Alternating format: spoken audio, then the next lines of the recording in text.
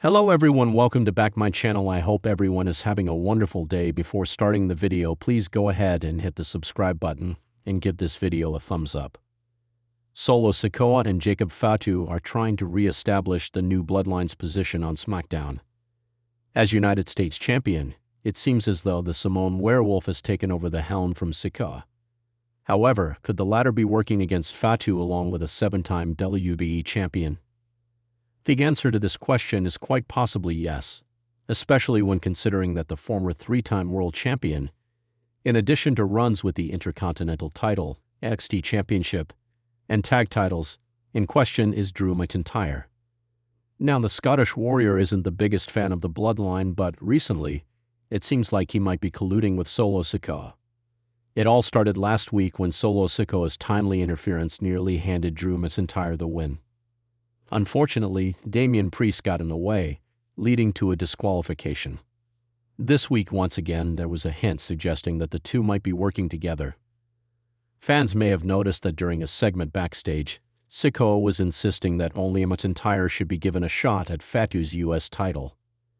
This is rather suspicious and could suggest that come Backlash 2025, the Street Champion will do everything in his power to help the 39-year-old win. Of course, at the end of the day, this is nothing more than speculation. There is no telling if Sikoa is working with McIntyre, let alone if he plans on betraying Fatu.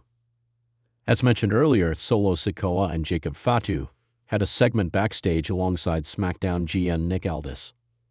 During the segment, Aldis made the fatal 4-way bout for the United States Championship official. It was a huge announcement that somewhat bothered Fatu, but in the end, his response suggested he was ready for anything that was going to be thrown at him. However, more than the Samoan Werewolf, Sikoa was unhappy. He claimed that Nick Aldis was trying to screw Fatu, but this is where Aldis corrected him. He simply put Sikoa in his face by suggesting that it was actually he who was trying to screw his cousin. This left Sikoa shocked and led to the WWE Universe gasping over the accusation. All signs point to Sikoa eventually betraying Fatu. The next few weeks will certainly be interesting, and all eyes will be on Backlash 2025, where fans could potentially witness said betrayal. The landscape of the Bloodline may be shifting again, and this time, the tremors might be coming from within. For months, fans have speculated that cracks are forming in the alliance between Solo Sikoa and Jacob Fatu, two of the most dominant forces currently aligned under the Bloodline's banner. But recent developments suggest a twist that not even the WWE Universe saw coming. Solo Sikoa may be secretly plotting against Jacob Fatu, and he might not be alone. Whispers are growing louder backstage that a 7-time WWE champion, someone with deep knowledge of family politics and strategic manipulation, could be helping orchestrate the betrayal from the shadows. Jacob Fatu's arrival on WWE television was nothing short of electric. His raw intensity and untamed aggression gave Solo Sikoa the muscle he needed to assert his own reign while Roman Reigns entered a period of absence. Fatu was branded as the Samoan Nightmare, a weapon of chaos, loyal only to Solo. But in recent weeks, subtle signs have emerged that this partnership may be anything but stable. It all started during a high-profile 6-man tag match on SmackDown. Solo and Jacob were teamed with Tama Tonga to face off against Kevin Owens, LA Knight, and Jey Uso. While the Bloodline still came out victorious, several fans pointed out the way Solo constantly refused to tag Fatu into the match until late in the bout, only doing so when he was visibly overwhelmed. After the match, Solo celebrated without even acknowledging Fatu's contribution, instead walking past him and pointing to the sky in the same fashion Roman Reigns used to after big wins. Backstage footage leaked shortly after the match revealed Fatu pacing alone in frustration, tearing tape from his wrists with a menacing glare. When asked about the tension, Solo simply said, "We don't talk about family business in public." That cryptic comment only added fuel to the fire. But things took a more dramatic turn when Solo appeared on The Grayson Waller Effect and was confronted with a surprise question from Waller. Is Jacob Fatu really loyal to you, or is he just a temporary pawn until the real boss returns? Solo didn't answer. He stared directly into the camera for a moment before smirking and walking off the set. Enter the mystery player, Randy Orton, a 7-time WWE champion, a legend known for his cerebral tactics and his history with nearly every member of the bloodline. Orton has been quietly watching the chaos unfold from a distance, but insiders now claim that he's been in secret communication with Solo Sikoa for over a month. According to backstage reports from multiple sources, Orton has been mentoring Solo behind the scenes, advising him on how to dismantle the bloodline from the inside and reclaim power in his own image. Why would Orton help Solo? Some believe it's payback. Orton has not forgotten being sidelined for over a year by the bloodline's vicious attack in 2022. While Roman Reigns was the main orchestrator, Solo's emergence as the enforcer soon after marked a new era of torment for the WWE locker room. Now, Orton may be seizing the chance to turn the bloodline's next generation against itself, starting with Solo turning on Fatu. There's also the possibility that Solo reached out to Orton first. Solo's character has always been rooted in quiet rage and strategic brutality. Who better to learn from than the Viper, who built his legacy on betrayal, patience, and manipulation? According to one anonymous WWE official, Solo has been spotted leaving Orton's private locker room multiple times during recent house shows and TV tappings. The most telling evidence yet may have come during the April 26th episode of SmackDown. In the main event, Jacob Fatu took on Cody Rhodes in a brutal no-disqualification match.